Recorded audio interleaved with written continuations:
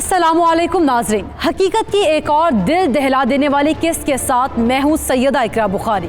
नाज़रीन, इस हकीकत से इनकार नहीं किया जा सकता कि हर इंसान में फितरी तौर पर अपनी अपनी नफ्सियात होती हैं। इंसानी तबीयत में फितरी तौर पर खुशी और गम दोनों तरह के जज्बात होते हैं, जिसका ताल्लुक सीधे तौर पर उसकी नफ्सियात से होता है। इंसान जब खुश होता है तो इजहार मुसरत करने के लिए कभी गुनगुनाता है, कभी तालियां बजाता है। इसी तरह जब उस पर गम की कैफियत तारी होती है तो वो अपने गम अंगेज जज्बात का इजहार करने के लिए कभी रोता है तो कभी गमनाक नगमा और नौहा पड़ता है। दरहकीकत इंसानी नफ्सियात का ताल्लुक बराह रास्त उसकी सोच और फिक्र यानी उसके दिमाग से है।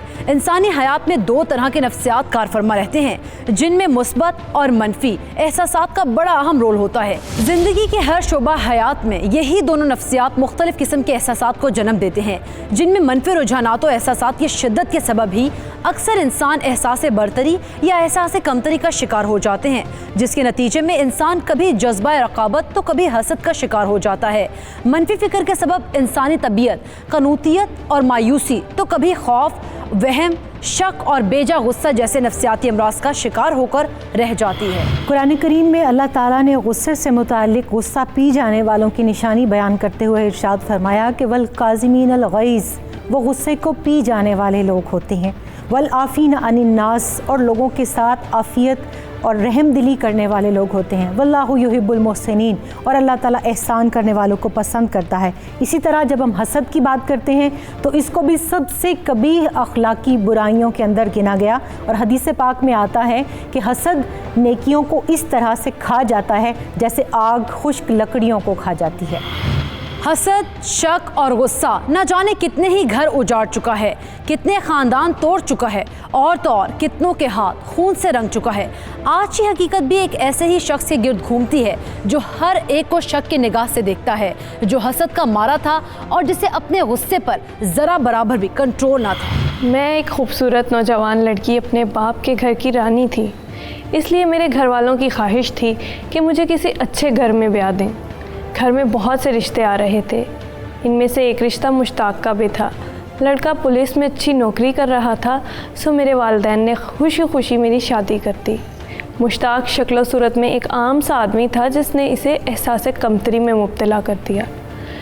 मैंने भी दूसरी लड़कियों की तरह शादी के बाद अपने अच्छे घर, प्यार करने वाले शौहर के ख्वाब देखे थे, मगर मेरी शादीशुदा ज़िंदगी का आगाज़ इस कदर भयानक होगा ये मैंने कभी सोचा भी नहीं था।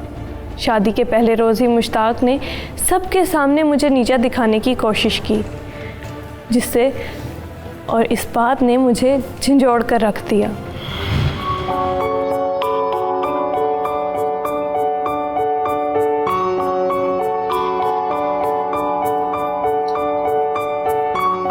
ध्यान से बैठो। माशाल्लाह, बहुत प्यारी लग रही है मेरी बेटी। सब बहुत तारीफ कर रहे थे, सब कह रहे थे समीना ने तो हीरा चुना है, हीरा। तो अम्मा, मैं कौन सा कोयला हूँ जो आप उसी की तारीफें करती जा रही हैं? मुझे पता है लोग इसकी तारीफें क्यों कर रहे थे। अरे मुझ में क्या कमी है? पुलिस वाला हूँ और जल्द SHO बनने वाला हूँ। अरे नहीं नहीं बेटा, मेरा ये मतलब हरगिज नहीं था। अब मैं सब समझ रहा हूँ, और बारात में देख रहा था, लोगों की आंखों को पढ़ रहा था कि क्या कह रही थी। इतना बेवकूफ़ नहीं हूँ मैं। अम्मा, भाई ठीक कह रहे हैं, मेरे भाई क्योंकि लड़कियों की कमी थी। भला पुलिस वाले हैं, उनको कोई लड़की देने से इनकार कर सकते हैं भला? अच्छा छोड़ो छोड़ो लोगों की बातों को, चलो उठो, मैं तुम्हें तुम्हारे कमरे तक छोड़ू। मुश्ताक बेटा, किधर जा रहे हो? आ रहा हूँ अम्मा, एक छोटा सा काम याद आ गया मुझे, अभी आता हूँ घर। अच्छा मुश्ताक बेटा, जल्दी आना। आ रहा हूँ।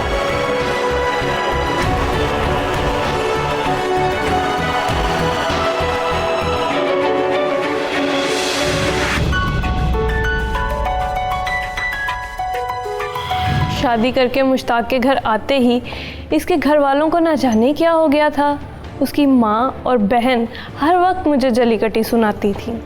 ना जाने मुश्ताक को शादी वाले दिन से किसी ने क्या कहा, उसे किस बात का गुस्सा था कि मैं उसे एक आंख नहीं भाती थी। सो हर गुजरते दिन के साथ उसकी नफ़रत में इजाफ़ा होने लगा, और मेरे पास सिवाय मुश्ताक को कबूल करने के और कोई चारा भी ना था। शगुफ्ता एक खूबसूरत और पढ़ी लिखी लड़की थी, जबकि मुश्ताक पुलिस इंस्पेक्टर था जो गुस्से का बहुत तेज और हसद का मारा था। शादी के पहले ही दिन वो इस कॉम्प्लेक्स का शिकार हो गया कि उसकी बीवी बहुत खूबसूरत है, और उस एहसास कमतरी को छुपाने के लिए उसने शादी की पहली ही रात सिर्फ इसलिए बाहर गुजार दी ताकि वो शगुफ्ता को ये बावर करा सके कि वो उसकी खूबसूरती में इंटरेस्टेड नहीं है।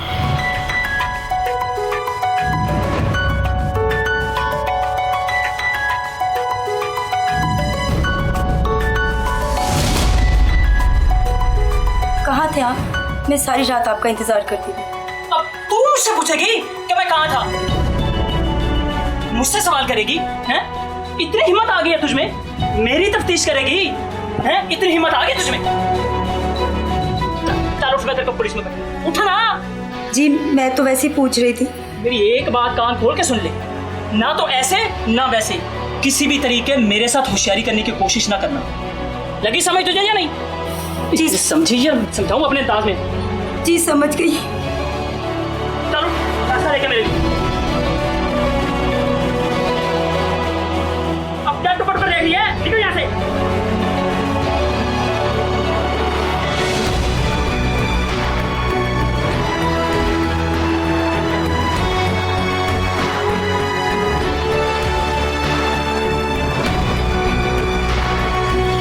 शादी की पहली रात ही मुश्ताक ने बाहर गुजार दी, जिससे मुझे किसी हद तक अंदाज़ा तो हो गया था कि आने वाली ज़िंदगी किस कदर कठिन होने वाली है। वो रात मेरे लिए बहुत ही मुश्किल थी। खुदा खुदा करके वो रात गुजरी। मुश्ताक सुबह घर लौटा। उसका रवैया मुझसे कुछ अच्छा ना था।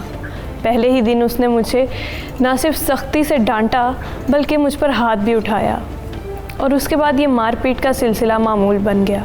हर लड़की की शादी की पहली रात बहुत ही खास, लेकिन शगुफ्ता की नई जिंदगी की हो चुकी थी दर्दनाक शुरुआत। मुश्ताक ने पहले ही दिन शगुफ्ता के साथ ऐसा बर्ताव किया जैसे वो उसे ब्याह कर नहीं बल्कि गिरफ्तार करके लाया है, और वो उसकी बीवी नहीं बल्कि कोई कैदी है। लेकिन ये सब तो शगुफ्ता की जिंदगी में मुश्किलात की शुरुआत थी, क्योंकि वो घर नहीं बल्कि एक जेल थी और उसे उम्र कैद हो चुकी थी।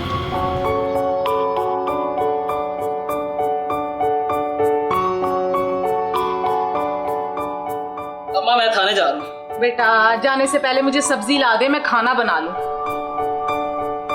तो आप घर के काम क्यों करती हो? शगुफ्ता को बोलो वो घर के काम किया करे। भला वो क्यों करेगी? क्या मतलब? वो घर के कोई काम नहीं करती? बेटा मैं क्यों कहूँ इसे काम? इन सब बातों का इसे खुद पता होना चाहिए। भला क्या काम होता है बहू का? घर संभालना। मतलब कि बिल्कुल भी वो आपके किसी काम में हाथ नहीं बैठाती? नहीं भाई कुछ नहीं करती वो। शगुफ्ता, शगुफ्ता जी ये क्या सुन रहा हूँ मैं? तू घर का कोई काम नहीं करती? जी करती हूँ।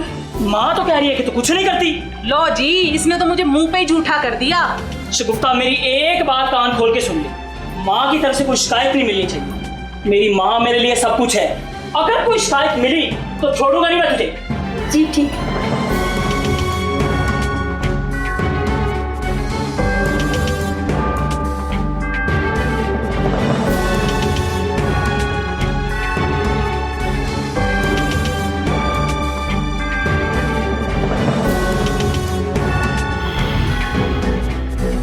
ओ शाह जी आप बेफिक्र हो जाओ, हमारे होते हो आप क्यों परेशान होते हैं? वो आपके बंदे को इस केस से ऐसे निकालूंगा जैसे मक्खन से बाल निकाल के फेंकते हैं। हाँ हाँ आप बेफिक्र हो जाएं शाह जी। बस एक गुजारिश है हमारी, हमारा भी तो कुछ ख्याल रखा जाना चाहिए। शाह जी आप बेफिक्र हो जाएं। और शाह जी मैंने काम करने से पहले कौन सा आपसे पूछा था कि किस तरीके से काम करना है? आप शाह जी जो देंगे मैं रख लूँगा। ओके ओके मैं इंतजार कर रहा हूँ Shah. Okay okay okay Shah ji. Okay अल्लाह हाफिज। एक बात कहूँ? हाँ बोल। मुश्ताक रिश्वत देने वाला और लेने वाला जहन्नमी होता है, तो मैं चाहती हूँ हमारे घर में हराम ना खाया जाए। अच्छा तो अब तू मुझे सिखाएगी? तुझे क्या लगता है मैं हराम कमाता हूँ, हराम खाता हूँ? दफा हो जा यहाँ से। आई बड़ी हलाल हराम की तमीज सिखाने वाली मुझे।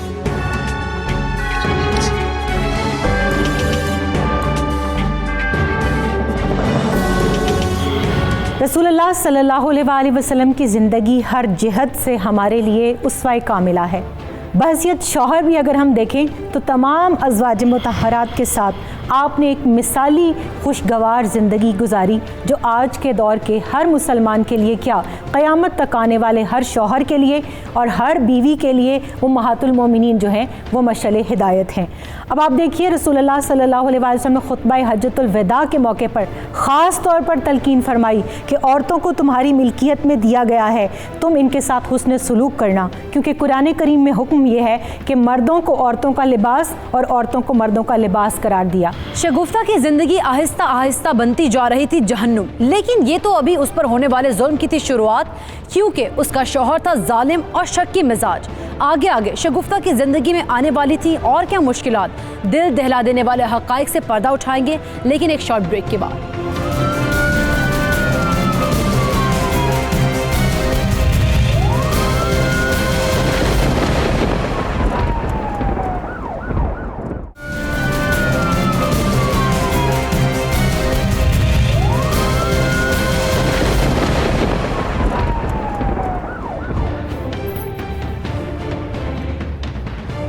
वेलकम बैक नाज़रीन। हमारे मुल्क में ना जाने कितनी ही शादीशुदा ख़वातीन घरेलू तशद्दुद का निशाना बनती हैं, और ये तशद्दुद जिस्मानी नहीं बल्कि ज़हनी तशद्दुद भी होता है। शगुफ्ता का शक्की मिजाज शौहर भी उससे छोटी छोटी बातों पर करता था लड़ाई। शगुफ्ता एक सुलझी हुई लड़की थी और अपना घर बसाना चाहती थी, इसीलिए उसकी हर बात सह जाती, लेकिन इस घर में उसे अकेले अपने शौहर को नहीं बल्कि सास और नंद को भी बर्दाश्त करना पड़ता था। आज मुश्ताक मेरे हाथ का खाना खाकर अम्मी के हाथ का खाना भूल जाएंगे।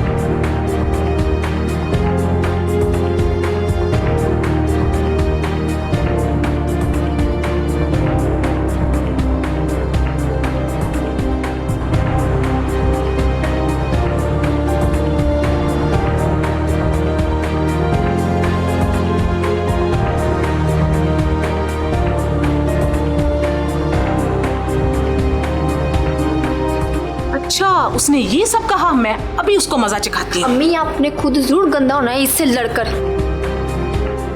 तू चुप कर जा, अब तो मेरे बर्दाश्त से बाहर हो गया। अम्मा आप इसको मजा चखाना चाहती है ना, अब बस मुझ पे छोड़ दे, भाई को आने दे, फिर मार पड़वाती हूँ। तू ये सब करेगी कैसे? आप देखिए जाए।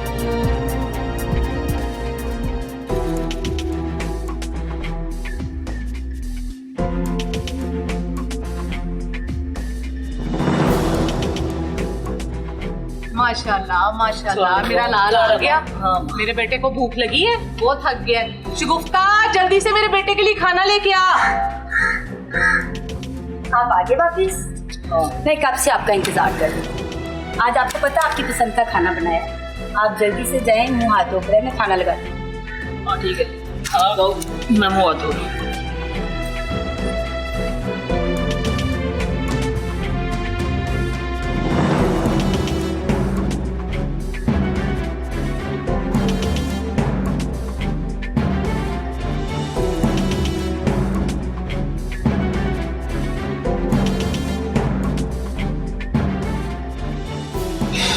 शगुफ्ता जल्दी आजा, खाना लेके, मेरे बेटे को भूख लगी हुई है। नहीं इतना टाइम कहाँ लगा देती है। चल मेरा बेटा खा, मेरे बेटे को भूख लगी हुई है, खा मेरा लाल।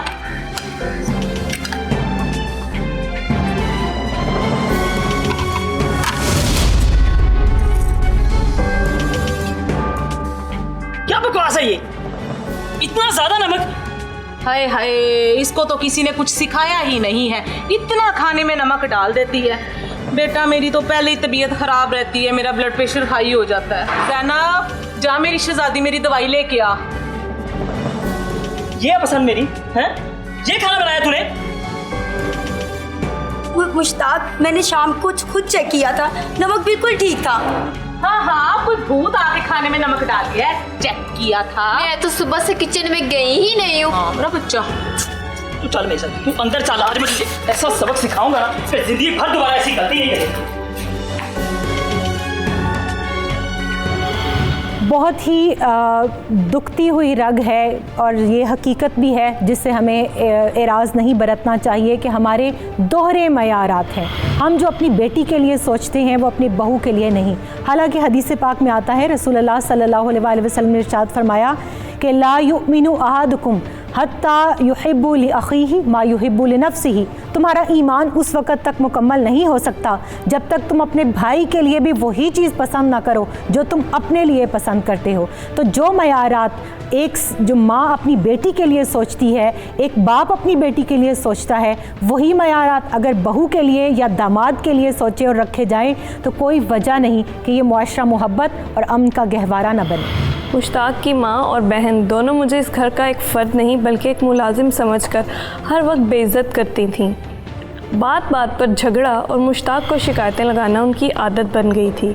मेरे हर काम में गलती निकाल कर मुझे नीचा दिखाना इनका मशगला सा बन गया था।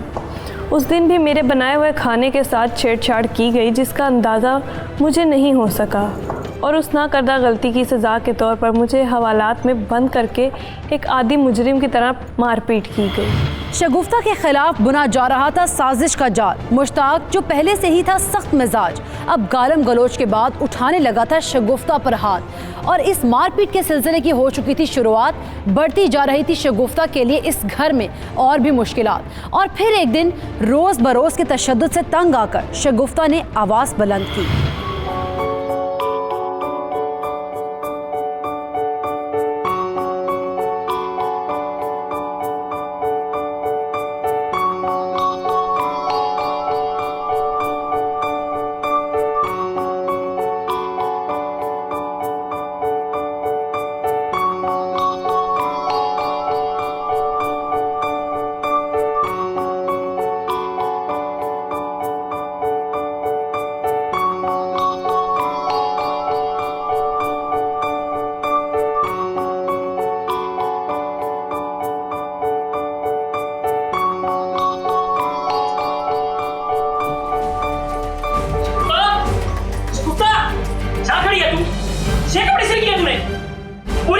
शब्दों से भरी पड़ी है। वो मुश्ताक लाइट चली गई थी, बाद में मैं भूल गई। क्या भूल गई? तू मेरा काम भूल गई? तेरी ये बता कि तू मेरा काम भूल गई? अभी बताता हूँ मैं तुझे, अभी बता। जवान खोल शगुफ्ता, छोड़ूंगा नहीं मैं आज तुझे, ताकत तोड़ के रख दूंगा मैं तेरी। जवान खोल, बताइए नहीं तू आज ले आता हूँ, तुझे समझ आ रही है? जवान खोल। Hello hello police.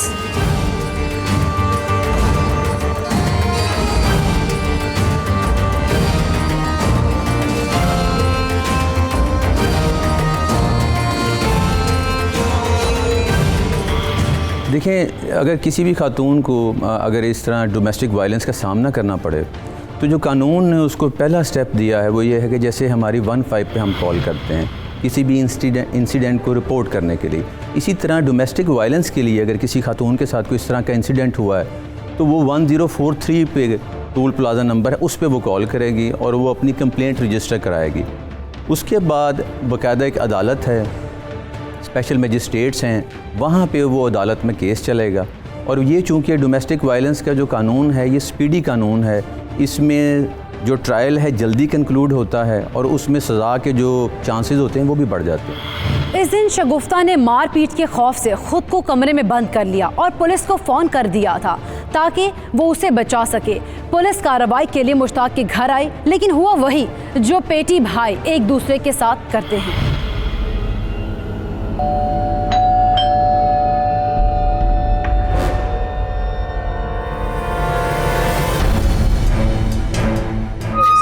ये दिया क्या हुआ यहाँ में? तो सर कुछ भी नहीं हुआ। फिर क्या होना है? हमें किसी खातून की कॉल आई है कि उस पर बहुत तशद्दुद किया जाता है। और जनाब इधर किसी पे तशद्दुद नहीं किया जाता, आपको की गलतफहमी हुई है। तू सीधी सीधी बात कर, सच बता मामला क्या है? सच बात बता, सच। कोई मामला हो तो मैं आपको बताऊं। सर आप आगे, मैंने खोलती थी। सर प्लीज मेरी मदद करें। सर चली जा तू। अब ये क्या कह रही है? मेरे साथ तू अंदर चल। सर मुझे बहुत मारते, मेरे पे बहुत जुल्म करते हैं सर। बात तो क्या बात सुनाया क्या तू? यार आपका पेटी भाई सब इंस्पेक्टर अफसर हूँ आप लोगों का। सर प्लीज मेरी मदद कर। अंदर चल, अंदर चली जा तू। मुझे बचा ले। अंदर चली जा।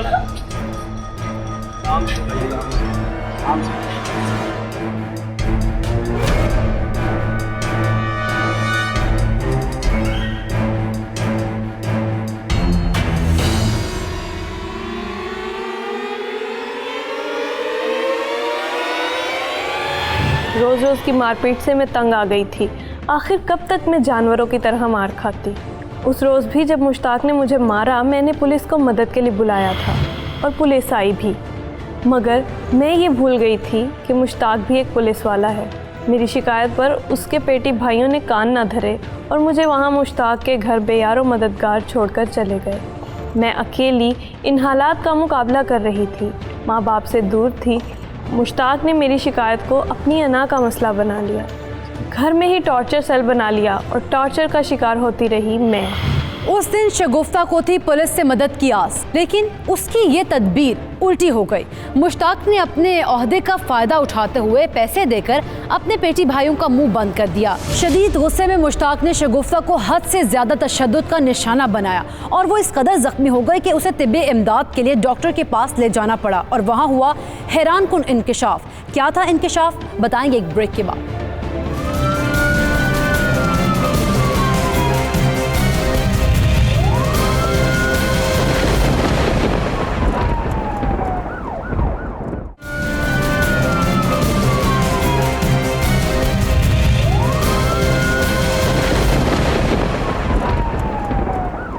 Welcome back. नाज़रीन, शौहर के जुल्म तशद्दुद का शिकार होकर शगुफ्ता अस्पताल तक पहुंच चुकी थी। डॉक्टर को बताया गया कि वो सीढ़ियों से गिर गई थी, लेकिन उसका अस्पताल पहुंचना इसके लिए राहत का बायस बन गया, क्योंकि वहां मुश्ताक को मालूम हुआ कि शगुफ्ता मां बनने वाली है।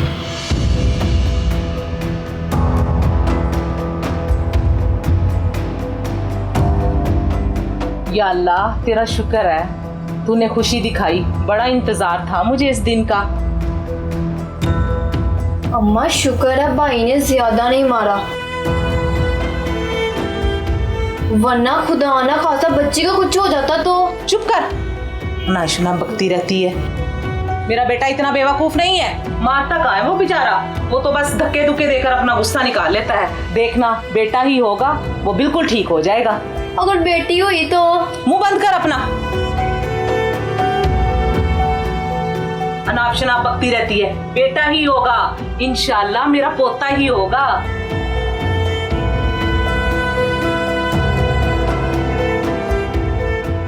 कहाँ जा रही हो? वो पानी पीने। तुम लेट जाओ। ज़ैनब, उठो, भाभी के लिए पानी लेके आओ। मैं लेकर आऊं पानी अम्मा? हाँ, तुम लेके आओ। क्या है अम्मी?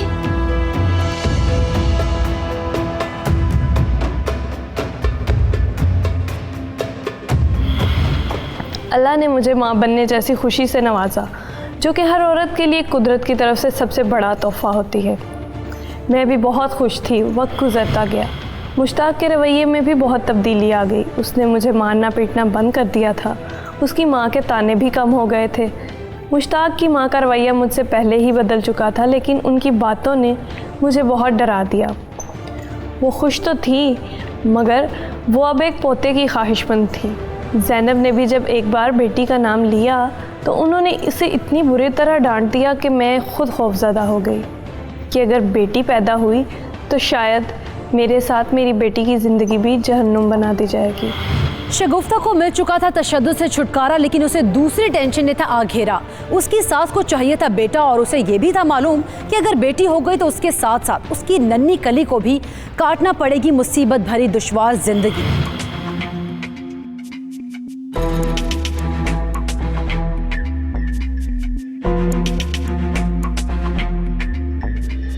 अरे शगुफ्ता, ज़ैनब को बोल देती, वो खाना बना लेती। वो सो गई थी। अम्मा भी सो गई हैं क्या? जी। अच्छा अच्छा मुश्ताक, एक बात पूछूं? हाँ हाँ, पूछो, जरूर पूछो। आपको बेटे अच्छे लगते हैं कि बेटियां? बेटियां? वो बेटियां तो होती बोझ हैं, जैसे तू अपने घर वालों पे बोझ है, और ये ज़ैनब ये हम लोगों पे बोझ है। तेरे घर वालों ने तो अपना बोझ हल्का कर लिया, और ये ज़ैनब ये वाला बोझ पता नहीं कब हल्का होगा। अच्छा मुश्ताक, बेटियां तो अल्लाह की रहमत होती है ना। ये मेरे साथ ज्यादा टै टै करने की जरूरत नहीं है, लगी समझ? मैंने तो वैसे ही पूछा था। ये ज्यादा जबान चलाने की जरूरत नहीं है। अभी मैं तुझे प्यार से समझा रहा हूँ और तू अच्छी तरह जानती है कि मैं दूसरी जुबान से भी समझाना जानता हूँ।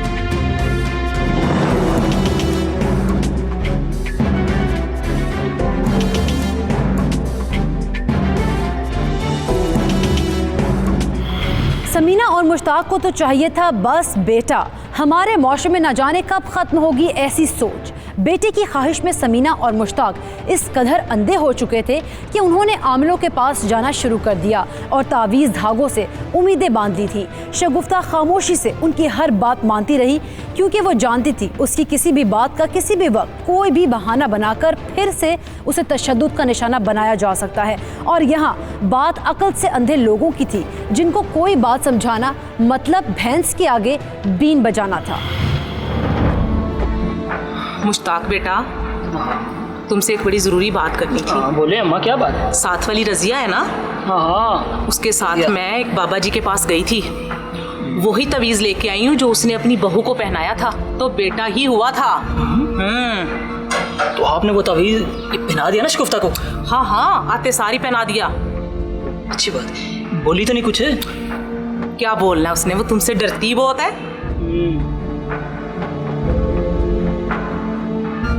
अम्मा, वैसे मैं तो कहता हूँ एक बार हमें डॉक्टर से मालूम कर लेना चाहिए लड़का है या लड़की है। अरे बेटा सब्र कर ले, अगर लड़की हुई तो हम क्या कर लेंगे? करने को तो हम बहुत कुछ कर सकते हैं, तो किसी तरीके से पता लगा बस कि लड़का है या लड़की है। ना मेरे लाल, सब्र कर ले, मुझे पूरा यकीन है कि बेटा ही होगा। ठीक है अम्मा, जैसे तू बेहतर समझे। मुश्ताक को औलाद की पैदाइश की खुशी से ज़्यादा बेटी पैदा होने का खौफ था। ये खौफ सिर्फ उसे ही नहीं, उसकी माँ को भी खाया जा रहा था। उसकी माँ ने जादू टोना करने वाले तावीज़ धागों वाले आमिलों के पास जाना शुरू कर दिया। मेरे और मेरे आने वाले बच्चे को आए रोज़ किसी न किसी आमिल के सामने बिठा दिया जाता था। मैं चुपचाप सब बर्दाश्त करती रही कि शायद इनको मुझ पर रहम आ जाए, मगर मैं गलत थी। काश मैं इन बातों को उस वक्त समझ जाती। पोते के लिए समीना को था तावीज़ धागों पर पूरा यकीन, और अगर शगुफ्ता के पेट में थी सिनफ़े नाजुक, तो उससे छुटकारा हासिल करने के लिए मुश्ताक बना चुका था भयानक प्लान। क्या शगुफ्ता की थी खतरे में जान? हकीकत क्या है? पर्दा उठाएंगे एक ब्रेक के बाद।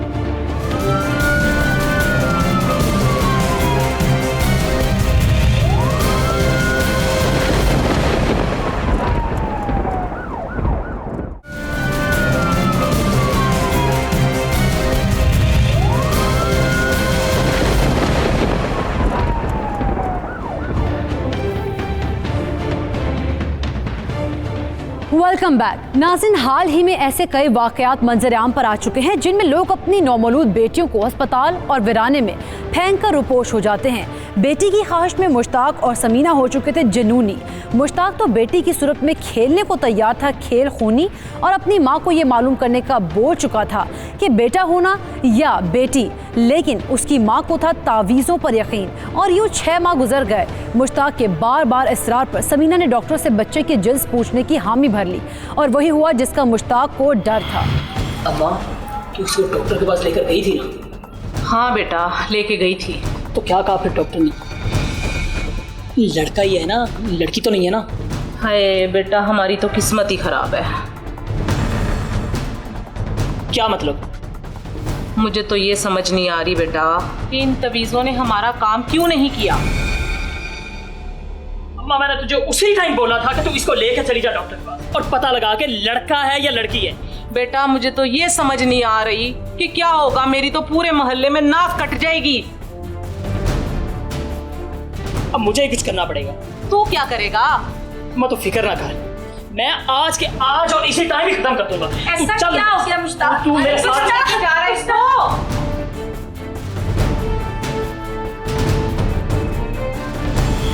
कुरान करीम में कत्ल औलाद से मुतालिक साफ साफ सूरह अनाम की आयत नंबर 151 में अल्लाह ताला ने इरशाद फरमाया, ला तक़्तुलू औलादकुम मिन अमलाकिन नहनु नर्ज़ुकुकुम व इय्याहुम वला तक़रबुल फ़वाहिशा मा ज़हरा मिन्हा व मा बतना वला तक़्तुलुन नफ्सल्लती हर्रमल्लाह। इसका तर्जुमा है कि और अपनी औलाद को फ़क्र के डर से कत्ल ना करो, हम तुम्हें और उनको रिस्क देंगे, और बेहयाई के काम ज़ाहिर हों या पोशीदा उनके पास न जाना, और किसी जान को जिनके कत्ल को खुदा ने हराम करार दिया है कत्ल ना करना। बेटी की खबर से मुश्ताक को आ चुका था इश्तियाल और वो बना चुका था उस हालत में भी शगुफ्ता को शदीद तशद्दुद का शिकार। दर हकीकत उसने इतना घिनौना फेल बच्ची को पैदा होने से पहले ही मार डालने के लिए किया था, लेकिन अल्लाह की ज़ात बहुत बड़ी है, उसकी मर्ज़ी के ख़िलाफ़ कुछ नहीं हो सकता और अल्लाह की मर्ज़ी कुछ और ही थी। इस हमले में माँ बेटी दोनों महफूज रहे और फिर 3 महीने बाद शगुफ्ता के यहाँ अल्लाह की रहमत आई।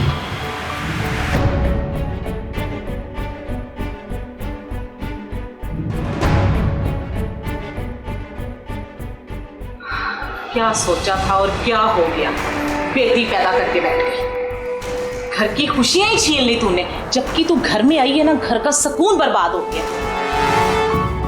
न दिन को सुकून न रात को सुकून। अम्मा बस करें, आप भी एक औरत है, आप तो कम से कम इस तरह की बातें ना किया करें। चुप कर जा, अब तू मुझे अपने साथ मिलाएगी? तेरी इतनी जुर्रत, तूने तो हमारा जीना हराम कर दिया। अम्मा हर वक्त आप मुझे इस तरह कोसती रहती हैं। बेटी अल्लाह की रहमत होती है। हाँ हाँ, अभी रहमत आनी थी ना, अभी रहमत आनी थी हमारे घर में। वो रजिया है ना, 4 बेटे पैदा किए उसने, 4। तू तो एक भी नहीं कर सकी। अरे तुझे तो तवीज़ों का असर भी नहीं हुआ, तवीज़ों का भी। अम्मा ये तवीज़ तो वो सब फजूल है, जो अल्लाह करता है वो बेहतर करता है। ये अल्लाह की देन है, और उसके घर बेटे हुए हैं ना, 4 हुए, वो भी अल्लाह की देन है। ये सब तेरी वजह से हुआ, तेरी वजह से। वो दिन ही मनूस था जिस दिन तूने हमारे घर में कदम रखा। सुकून छीन लिया तूने, चैन छीन लिया। मेरा बेटा बेचारा काम पे जाता है, ना दिन को सोता है ना रात को सोता है, इतना सा उसका मुंह निकल आया। जबकि तू घर में आई है, घर का सुकून चैन सब बर्बाद कर दिया। अम्मा देखें, आप भी तो किसी की माँ बहन बेटी थी ना, अभी भी हैं। अल्लाह का शुक्र किया करें कि रहमत आपके घर आई है। चुप कर जा, ये रहमत हमारे घर में ही आनी थी। हो जा मेरी नजरों के सामने से, और इसको भी ले जा, इसको भी। नजर ना आना मुझे, सुकून बर्बाद करके रख दिया माँ बेटियों ने। या अल्लाह मदद कर। बेटी पैदा करना वो जुर्म बन गया था जिसकी मुश्ताक के कानून में सज़ा सिर्फ़ और सिर्फ सज़ाए मौत थी। बेटी की पैदाइश से पहले ही मुश्ताक ने उसे ख़त्म करने की बहुत कोशिश की। मैं बहुत खौफज़दा थी। मेरे वालिदैन मेरी और मेरी बच्ची की जान बचाने के लिए मुझे अपने घर ले गए। 3 माह बाद बच्ची पैदा हुई और मैं फिर से मुश्ताक के घर आ गई। यहाँ मेरे लिए एक नया इम्तिहान तैयार था। सुबह शाम मुझे तो सख्ती बर्दाश्त करना ही थी। मुश्ताक, इसकी माँ और इसकी बहन, किसी ने भी मेरी बेटी को कबूल नहीं किया था। मुश्ताक का दिल बेटी पैदा होने के बाद भी नरम ना हुआ, बल्कि उसने मुझे पहले से ज़्यादा मारना पीटना शुरू कर दिया और मैं अपनी बेटी के सहारे सब कुछ बर्दाश्त करती रही।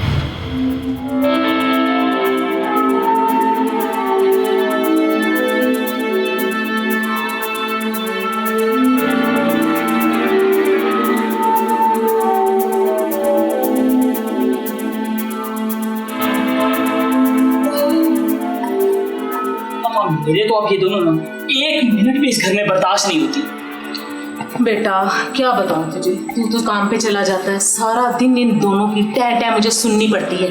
तो अम्मा मैं सारी रात कौन सा चैन से सो जाता हूँ, मेरा भी यही हाल है। बेटा अब इन दोनों का करना क्या है? मुझे तो कोई समझ नहीं आ रही क्या करूँ। तलाक देता हूँ तो खर्चा अलग देना पड़ेगा, मोहल्ले वालों और रिश्तेदारों में बदनामी अलग होगी। सोच बेटा सोच। क्या सोच सोच के पागल हुआ पड़ा। वैसे अम्मा एक प्लान है मेरे पास, लेकिन इस पर अमल करने के लिए मुझे तेरी मदद की जरूरत पड़ेगी।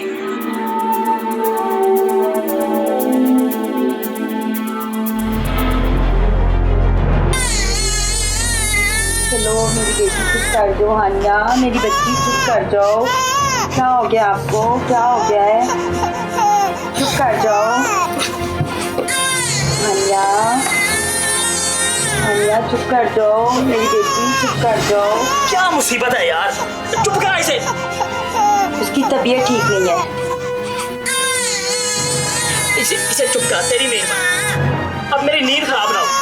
मुश्ताक उसको को बहुत तेज बुखार है, उसे दवाई ला दे। तो तेरा दिमाग तो नहीं खराब हो गया? इसका काम और मैं करूं? एक बात मेरी सुन, आज के बाद इसके नाम के साथ मेरा नाम जोड़ने की कोशिश ना करना। उस्ताद प्लीज आज मुझे मत मारना।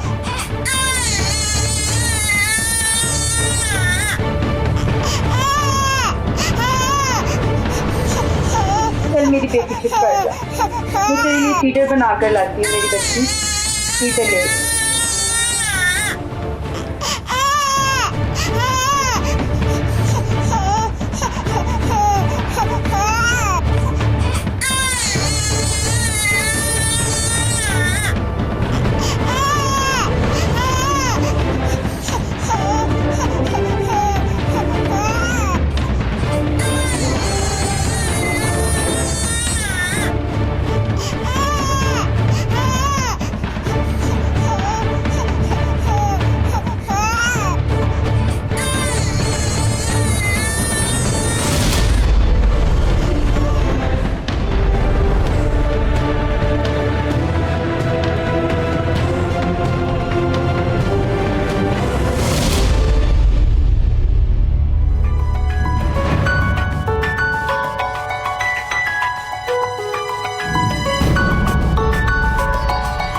मम्मा दूध लेकर आइए, आनिया के लिए फीटर बाहर के लाइए। उठो उठो, दूध पिएगा,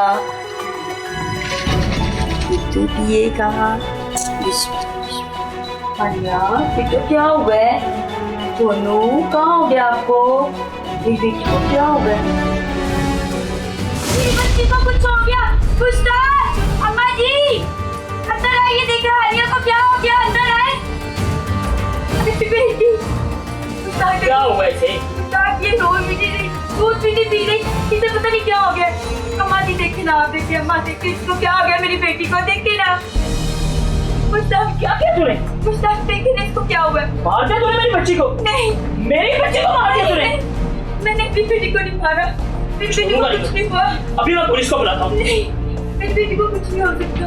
मुस्ताक मेरी बेटी को तूने ही मेरी बच्ची को मारा है, मैं अभी पुलिस को बुलाता हूँ। आन्या, क्यों अम्मा जी प्लीज इसको देखे क्या हुआ है। आन्या आन्या उसको ना, मेरी बेटी मम्मा बात कर रही है उसको। आन्या मेरी बेटी को क्या हुआ? Police station. मेरी बेटी को क्या हुआ? मुश्ताक की माँ ने मेरी बच्ची को जान से मार दिया, मुझे जीते जी मार डाला, मेरी गोद उजाड़ दी। मुश्ताक की माँ खुद भी किसी की बेटी थी और उसकी अपनी भी एक बेटी थी। उसे मेरी बेटी से इतनी नफ़रत थी कि वो उसे इस दुनिया में देखना ही नहीं चाहती थी। मुश्ताक ने मुझे पागल कहकर पागल खाने दाखिल करवा दिया था। मेरी बच्ची इस दुनिया में नहीं है, मैं इस पागल खाने में कैद काट रही हूँ, लेकिन मुझे यकीन है अल्लाह इन जालिमों की रस्सी दराज नहीं करेगा। मुझे इंसाफ ज़रूर मिलेगा। मेरी मासूम बच्ची के कातिल एक ना एक दिन ज़रूर कानून की गिरफ्त में आएंगे। लेकिन मैं इस माशरे के मर्दों से सिर्फ़ एक सवाल करना चाहती हूँ कि एक औरत की कोख से पैदा होना तो कबूल है, मगर एक बेटी का बाप बनना उनके लिए ज़िल्लत का बाइस क्यों है? एक माँ अपनी बेटी को तो सीने से लगाती है, मगर पोती से इस कदर नफ़रत क्यों? वो ख़ुद भी तो किसी की बेटी है, वो ये क्यों भूल जाती है? मुश्ताक ने पुलिस को बुलवाकर शगुफ्ता को अपनी ही बेटी के कत्ल के इल्ज़ाम में गिरफ्तार करवा दिया और बाद में अपने पेटी भाइयों को पैसे देकर उसे पागल करार दिलवाकर उसे पागल खाने भिजवा दिया और अपनी बेटी और शगुफ्ता से जान छुड़ाने में कामयाब हो गया। और यूं एक हवा की बेटी जालिम ससुरालियों के जुल्म का शिकार बन गई। टीम हकीकत का ऐसे माशरती जुराइम को दिखाने का मकसद आपको चौकन्ना रखना होता है ताकि आप और आपके प्यारे ऐसे जुराइम पेशा अफराद से बच सकें। ऐसे ही मजीद जुराइम से हम उठाते रहेंगे पर्दा। मुझे और मेरी टीम को दीजिए इजाज़त। अल्लाह निगहबान।